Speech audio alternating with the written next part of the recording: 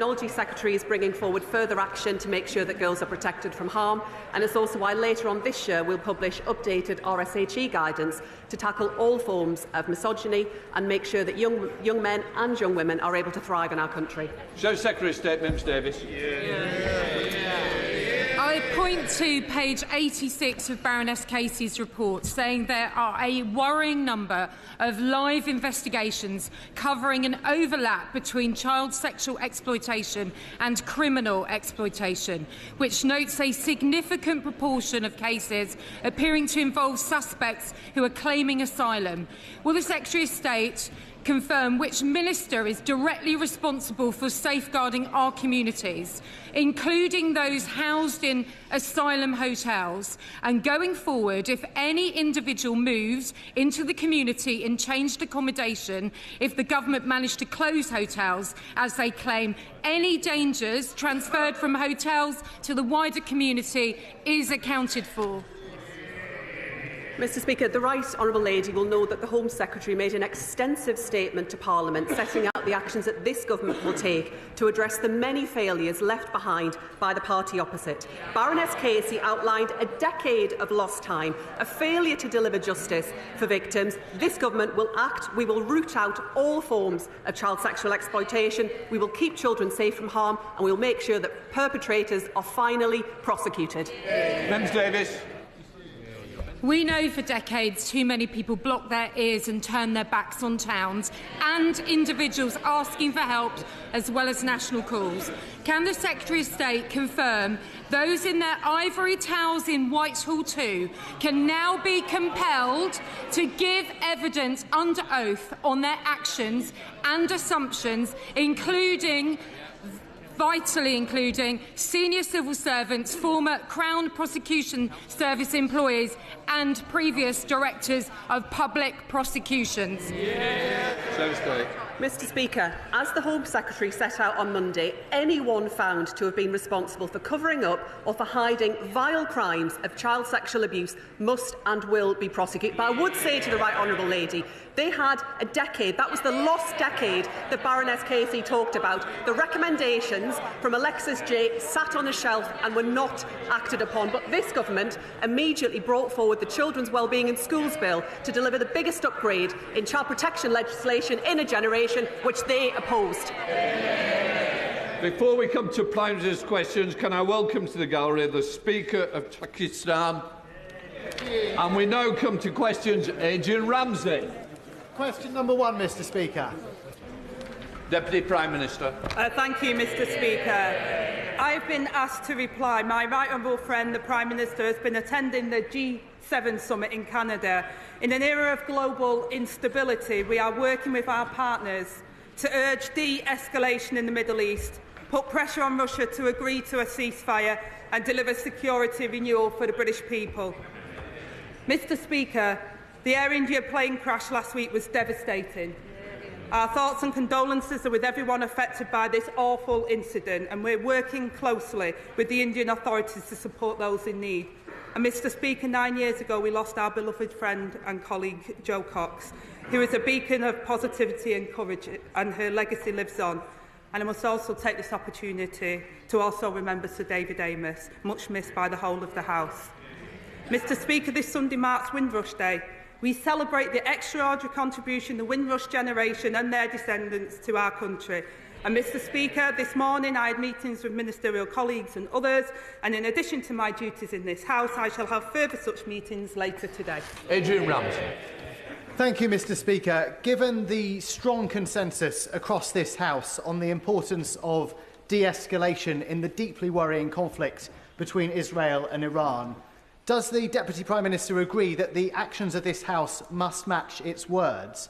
And will she therefore commit that before any further military support is given to the Israeli government, whether that's the potential deployment of the RAF jets or deployment of armed forces, that her government will first give MPs in this House a free vote? Deputy Prime Minister. Mr Speaker, the situation in the Middle East is fast-moving and deeply concerning. There is a clear potential for significant and rapid worsening of the situation, and every step that we take, we will always be guided by the safety of British nationals and the UK national interest. That's why we've deployed jets to the region so that contingency support is in place for our armed forces personnel, and it's why we're asking British nationals to register their presence, and we'll keep all advice under review. Olivia Bailey. Thank you, Mr. Speaker. Too many of my constituents are stuck in unsuitable housing. And after 14 years of inaction from the party opposite, local families are being split up because there are not enough affordable homes. Can I welcome this government's plans to turbocharge the delivery of social and affordable housing, including through the new National Housing Bank, and ask my right honourable friend to confirm that this government will finally give my constituents the security that they deserve? Deputy Prime Minister. Mr. Speaker, she's absolutely right to talk about the 14 years of failure by the Conservatives. Labour's turning the tide on the housing crisis, and I'm proud to announce today our commitment to establish a new publicly owned National Housing Bank backed by £16 billion of new finance. This includes £2.5 billion, Mr. Speaker, in low-interest loans for social housing to help achieve the biggest uplift to social and affordable housing in a generation. Shadow Home Secretary Chris Philp. Thank you, Mr. Speaker. I associate myself with the Deputy Prime Minister's remarks about the tragic air crash in India and, of course, what she said about our dear colleagues Jo Cox and Sir David Amess. I also join her in calling for de-escalation between Israel and Iran, while noting everything possible must be done to stop Iran getting a nuclear weapon. Yesterday, the Leader of the Opposition and I met with survivors and family members of the rape gang scandal. Fiona, Teresa, Lucia and Marlon. They told us how authorities deliberately covered up the systematic rape of young girls and some boys by gangs of predominantly Pakistani heritage men. They covered it up because they cared more about so-called community relations than about protecting vulnerable girls. That is disgusting. The survivors told us they will only have confidence in an inquiry if it is independently led, has full statutory powers, covers all 50 towns affected, including Bradford, if those who covered this up are prosecuted, if foreign perpetrators are all deported, if survivors are closely involved, and if it is set up before the summer recess. Can the Deputy Prime Minister give the survivors and their families those assurances? Deputy Prime Minister. Well, Mr. Speaker, first of all, can I thank him for his tone and putting the survivors and victims at the heart of his question here today. I think it's absolutely right that we all look at what's happened over the last couple of decades, the countless reports that we've had, and we look to implement that. He's absolutely right to also talk about the confidence people must have in that independent inquiry.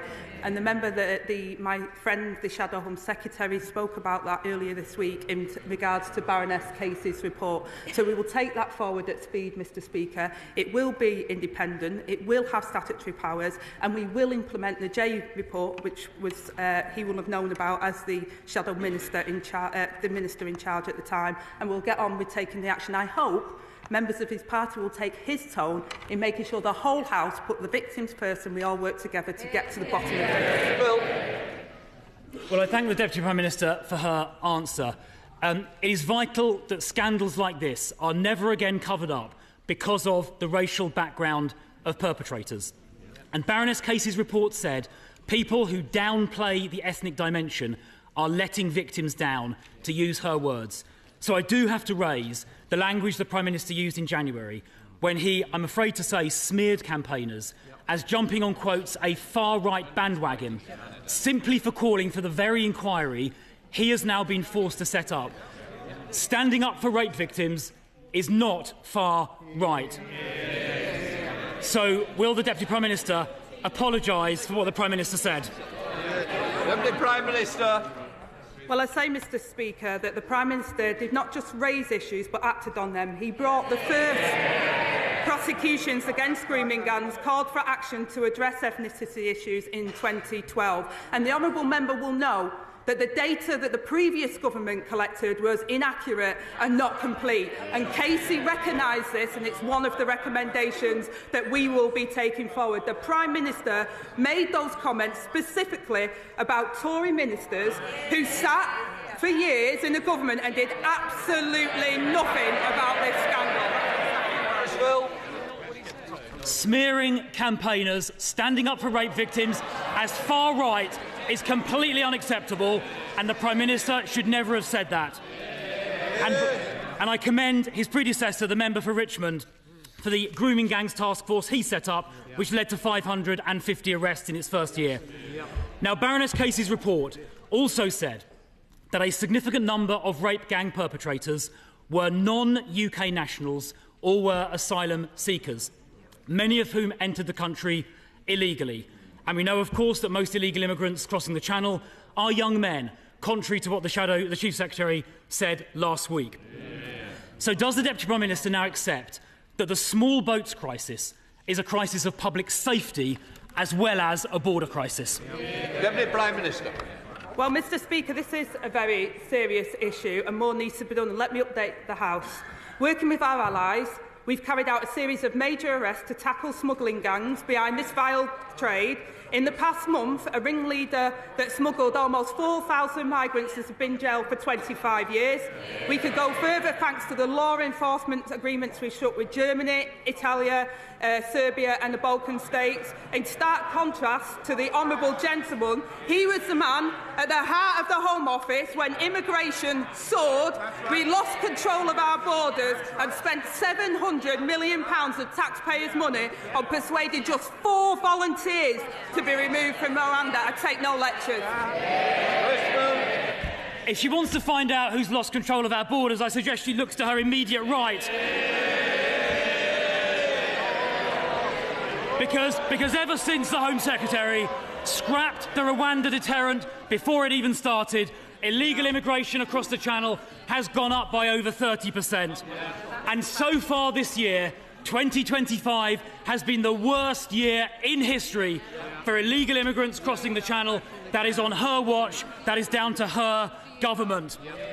The Prime Minister is now planning crisis talks with President Macron, finally admitting, in his own words, that the situation is deteriorating. The government's laughable plan to smash the gangs lies in tatters. So will she now at last accept we need a removals deterrent so every single illegal immigrant arriving on these shores is immediately removed? Will she commit to that, yes or no? Prime Minister. Well, Mr Speaker, if they want to argue that 40,000 arrivals since July 24 are down to the scrapping of the Rwanda scheme, they need to explain why there were more than 43,000 arrivals in the same period starting in July 22 when the Rwanda agreement was in place. It's absolute rubbish, Mr Speaker. They lost control of our borders. We're getting control of our borders. He needs to apologise. Chris Philp. I don't see how she has the brass neck to claim she's got it under control. When the numbers crossing the Channel this year are the highest in history. She asks about the Rwanda deterrent. I'll repeat, she obviously wasn't listening to what I said earlier. The Rwanda scheme never started. And indeed illegal immigrants in Calais said they were... Order! Order! Just do it. I want to hear the question, and I'm sure our constituents want to hear the question and the answer. Chris.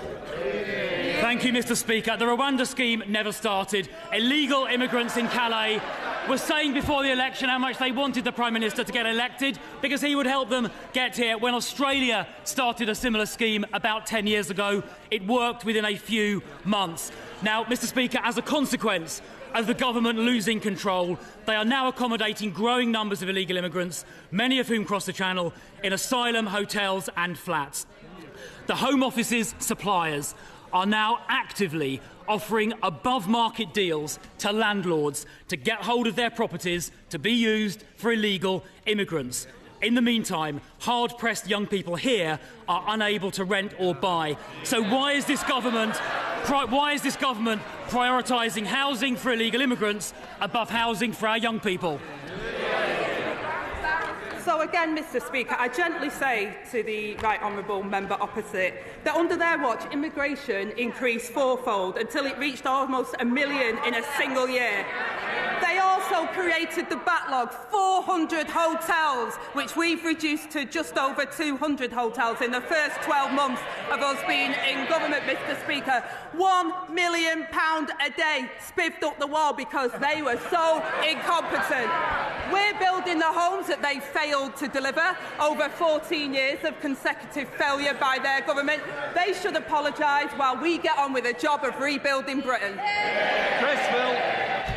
Goodness me, she's got a cheek. Housing starts in Q4 last year went down.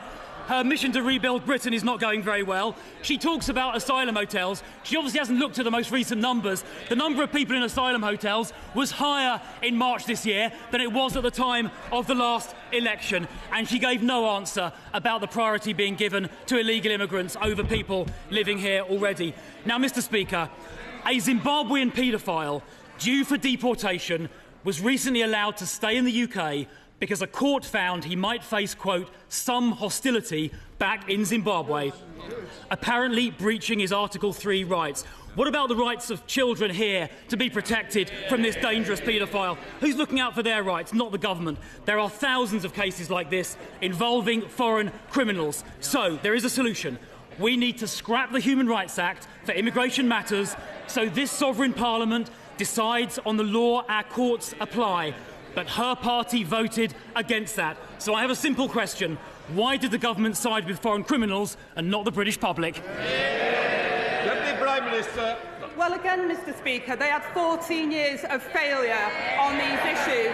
We've also included 4,500 foreign national offenders that have been deported since we came into office, Mr Speaker, more than they did in the same period. I take no lectures from the Johnny-come-lately who couldn't do anything when he was in office. And Elise Midgley. Mr Speaker, last Saturday marked 8 years since Grenfell. 8 years fighting for justice. The Hillsborough families, including Margaret Aspinall from Huyton, have campaigned for 36 years for the Hillsborough law. Decades. So can the Deputy Prime Minister tell me today, will this Labour government bring forward the Hillsborough law without delay? Will it honour the promises made to victims of state cover-ups? And will it finally deliver justice for the 97? Deputy Prime Minister. Thank you, Mr Speaker, and I thank my honourable friend for her question and for the work with campaigners like Margaret in their fight for justice and for mentioning Grenfell, which of course with the 8th anniversary was not so long ago. We remain fully committed to bringing in a Hillsborough law. The state has failed victims and their families too many times in the past, and that is precisely why our focus is now on getting the legislation right. I can assure her that measures will be brought forward as soon as we're confident that they will deliver, Mr Speaker, the justice victims deserve, and we want to do this at pace. Daisy Cooper, Deputy Leader of the Liberal Democrats. Thank you, Mr Speaker. On behalf of my party, may I associate myself with the Deputy Prime Minister's remarks about the Air India crash. And in a week when we remember the murder of Joe Cox and David Amos, our party's thoughts are with their friends and families and all those in this House who lost their beloved friends. We also remember those who died in Grenfell tragedy. Mr Speaker, in 2003, we Liberal Democrats were incredibly proud to lead the campaign against the Iraq War, a war in which the UK blindly followed the US in a move which was not backed by the United Nations. In light of reports that President Trump is seriously considering joining the war between Israel and Iran, launching a US strike against Iran's nuclear facilities, can the Deputy Prime Minister confirm that if President Trump does do this, that today's Labour government will not blindly follow the US into war again? Deputy Prime Minister. Well, Mr Speaker, the one thing I will say is we agree with President Trump that Iran must never have nuclear weapons. But we've been consistent in urging Iran to engage in the diplomatic process and work with the United States, and we continue to support that diplomatic approach. Daisy Cooper. Thank you, Mr Speaker. I'm grateful to the Deputy Prime Minister and we support those efforts. Today, the government is set to unveil its plans to cut personal independence payments and carers allowance, a prospect which one of my constituents described as terrifying. Liberal Democrat analysis of the government's own data suggests that 1.3 million disabled people are at risk of losing some support. So can the Deputy Prime Minister honestly say, hand on heart, that this is the change that 1 million disabled people and their carers were promised? Well, Mr Speaker, Labour is the party of work and also the party of fairness and social justice. We've announced the plan to get Britain working again, and we're clear on the principles, Mr Speaker, and I want to be clear on that. Those who want to work should be able to work, and those who can never work should be protected.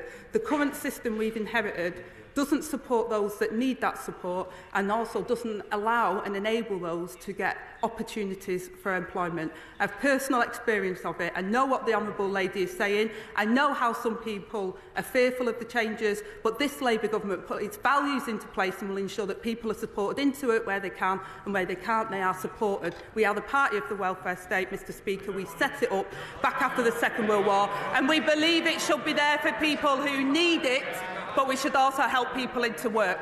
Sarah Champion. Thank you, Mr Deputy Speaker. Mr Deputy Speaker, I welcome the... Yeah? Mr Speaker, there's too many deputies in the place today. I apologise. Mr Speaker, I welcome the government's announcement on grooming gangs. I'm sorry for stumbling. I've been floored by the point scoring that's going on around them. On all sides. I wonder if, if the Deputy Prime Minister is aware that the victims and survivors of grooming gangs are being denied compensation by the Criminal Injuries Agency on bizarre technicalities. They also deny all children of online abuse compensation. For me, this is a grave injustice, and they think they're better than the judge and jury. So I wonder what the Deputy Prime Minister plans to do, because personally, I think they should be abolished. Deputy Prime Minister. Well, Mr Speaker, my honourable friend is a long-standing advocate for child protection, and I pay tribute to her campaigning on these issues. We share her determination to do what is right for the victims and the survivors, and we recognise that no sum of money can ever fully compensate for the horrors that they've experienced. And we are committed to funding efforts to tackle child sexual abuse in the future and support survivors to rebuilding their lives. And that's why we'll make it easier for victims to make personal injury claims through the civil courts by removing the 3-year time limit. And we're redoubling funding for therapeutic support services. Carla Daniel. Mr Speaker, this week is Refugee Week, an opportunity for this House to show solidarity with those fleeing war, persecution and oppression. Compassion and welcome are core British values, but for decades the Home Office has been undermining those values, as my new report, No Way Home, shows, by treating migration as a crime rather than making it work for our communities and for newcomers.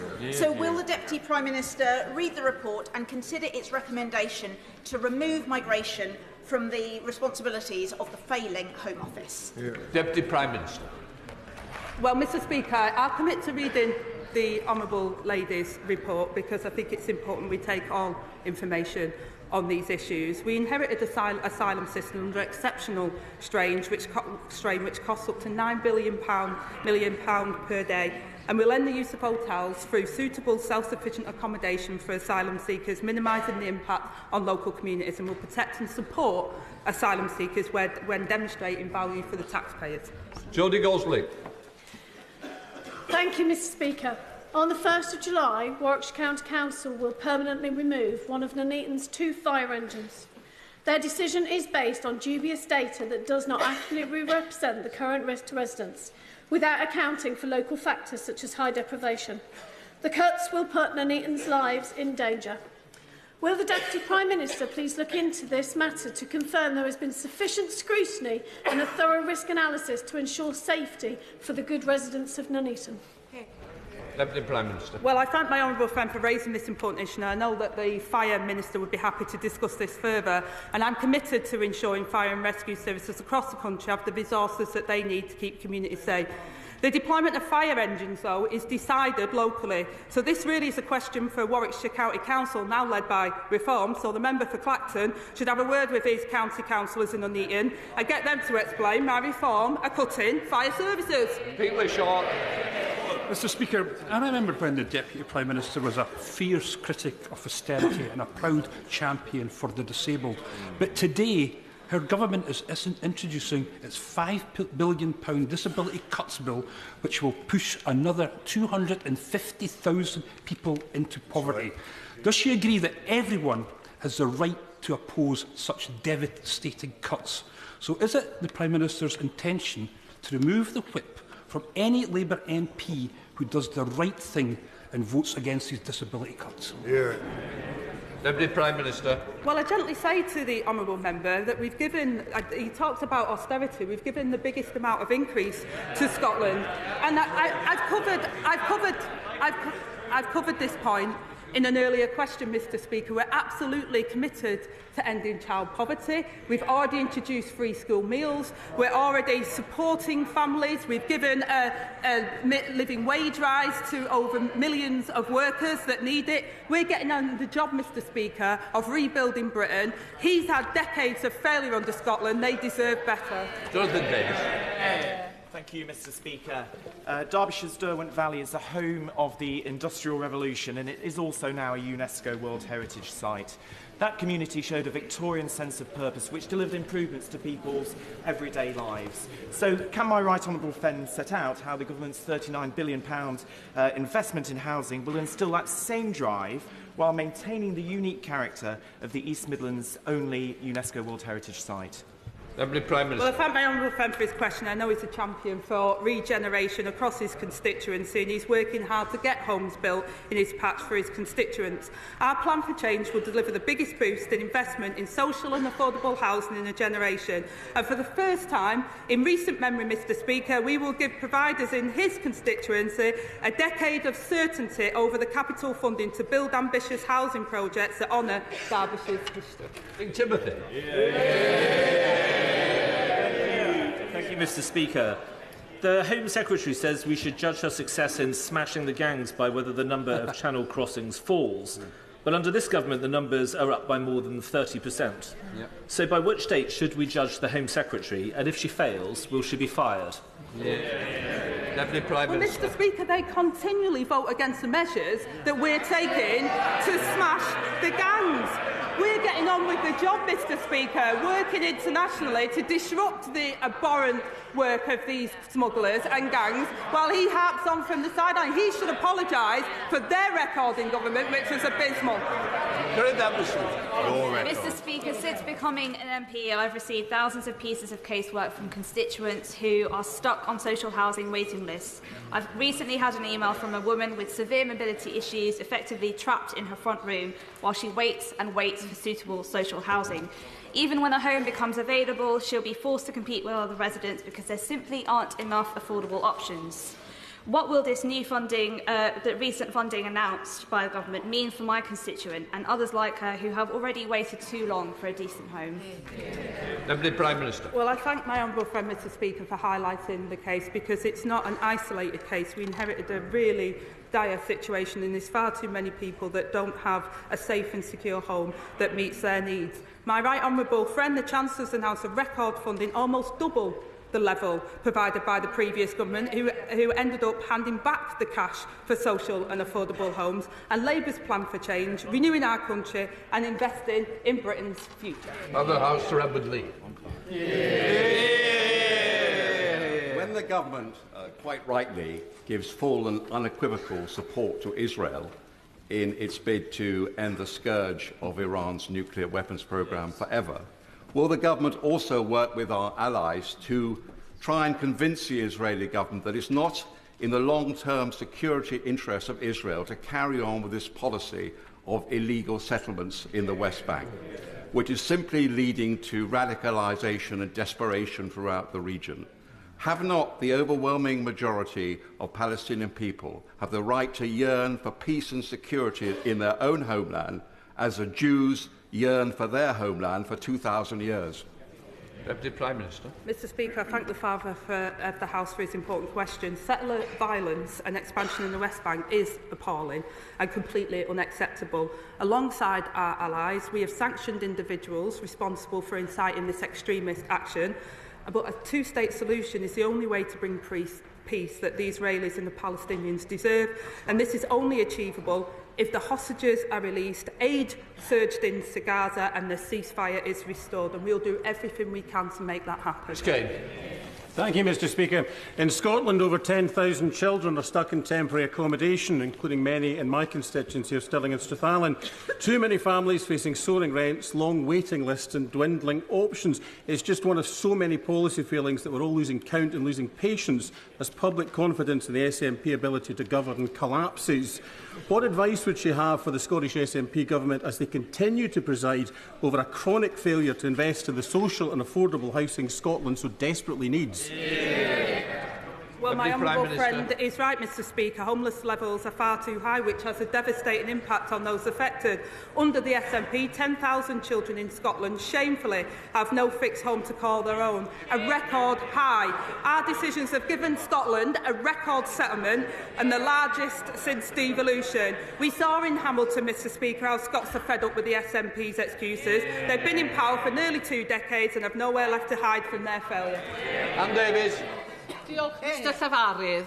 Welsh farmers are taking hit after hit, from Tory trade deals to Labour taxes. And now, on top of that, blue tongue restrictions affecting Wales and England will hamper cross-border trade. Over 550 farms on the border and key livestock markets rely on summer trading. Once in a year, opportunities like the Royal Welsh Show are crucial, and the disruption will be devastating.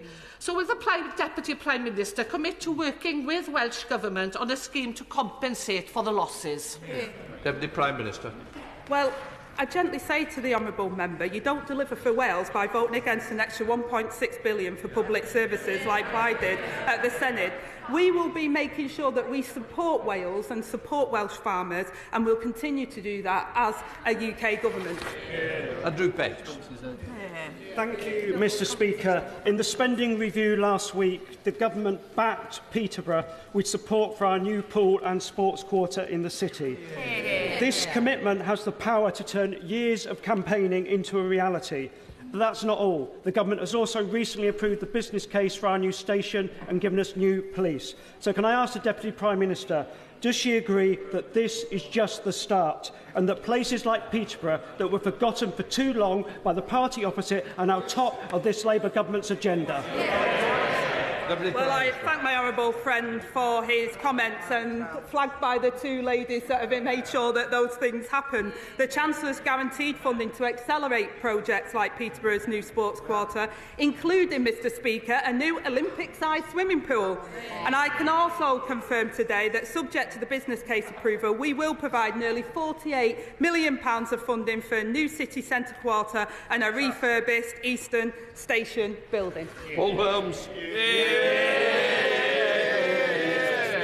Recently, a small family business in my constituency was burgled by a prolific offender who was serving an 8-month suspended sentence. The man was caught, arrested, charged and appeared at court, where he was given another 8-month suspended sentence and released. The business was offered £200 in compensation. Does the Deputy Prime Minister think that's justice served, or is this government now soft on crime and soft on the causes of crime? Well, first of all, Mr Speaker, I'm really sorry to hear about that.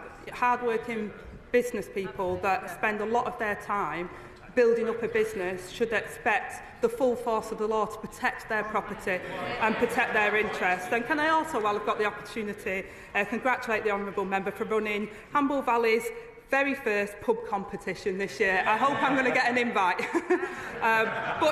But he's absolutely right, Mr Speaker, to say that we've got to have increased police numbers and making sure they're responsive to people's concerns. We're doing that. His government let them down. Joe Powell. Mr Speaker, Saturday marked 8 years since 72 people lost their lives in the Grenfell Tower fire. 8 years without justice, but finally the prospect of some systemic change following the public inquiry. So I welcome the government's commitment to barring all the cited companies from accessing public contracts and its full support to the police investigation to deliver real accountability. Can the Deputy Prime Minister also reassure our community that alongside the Hillsborough law, the government will consider some independent oversight so that victims from the Post Office to Hillsborough to Grenfell know inquiry recommendations will actually lead to real change? Deputy Prime Minister. I thank my honourable friend. The Grenfell fire was a national tragedy, and we must never forget the 72 lives that were lost, and it was an honour to pay my respects at the 8th anniversary at the weekend. We do remain fully committed to introducing the Hillsborough law, including a legal duty of candour for public services and criminal sanctions for those who refuse to comply. I know my honourable friend speaks with passion and authority on this. As I speak to the Grenfell community, I know this is something that they really want to see happen as quickly as possible, and we're exploring reforms to inquiries to get to the truth more quickly and deliver the meaningful change that these victims deserve. Peter Forge. Thank you. Bishop Challoner School has been helping to educate Bromley pupils for nearly 75 years. But it will close its doors in July due to Labour's decision to impose VAT on independent schools. Given the Deputy Prime Minister's well-publicised views on independent schools, does she welcome this closure, or would she like to apologise to the parents, pupils and staff? Deputy Prime Minister. Well, Mr Speaker, I've said for a long time that the taxpayers of this country shouldn't be subsidising tax breaks for private schools.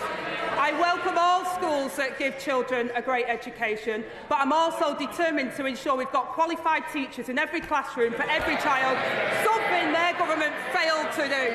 Alan Thompson. Thank you, Mr Speaker. As a trained physics teacher and a former engineering lecturer, can I ask the Deputy Prime Minister what this government is doing to help people improve their maths skills after they have left school? I came across an awful case the other day. A 61-year-old man who believed he'd counted up $7 billion of government spending when there was really only $27 million. What can we do for people like the leader of Reform UK, who evidently can't add up?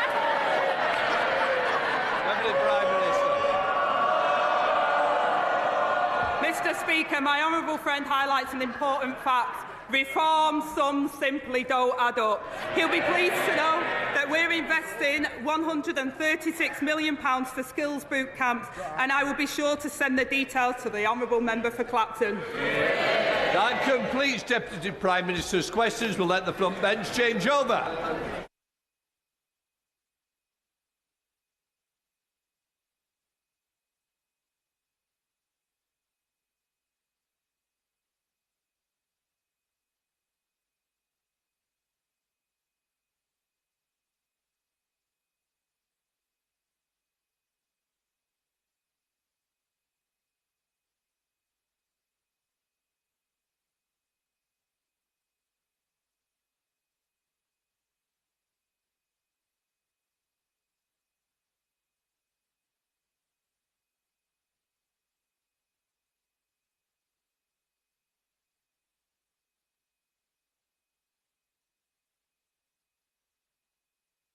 Now come to the statement.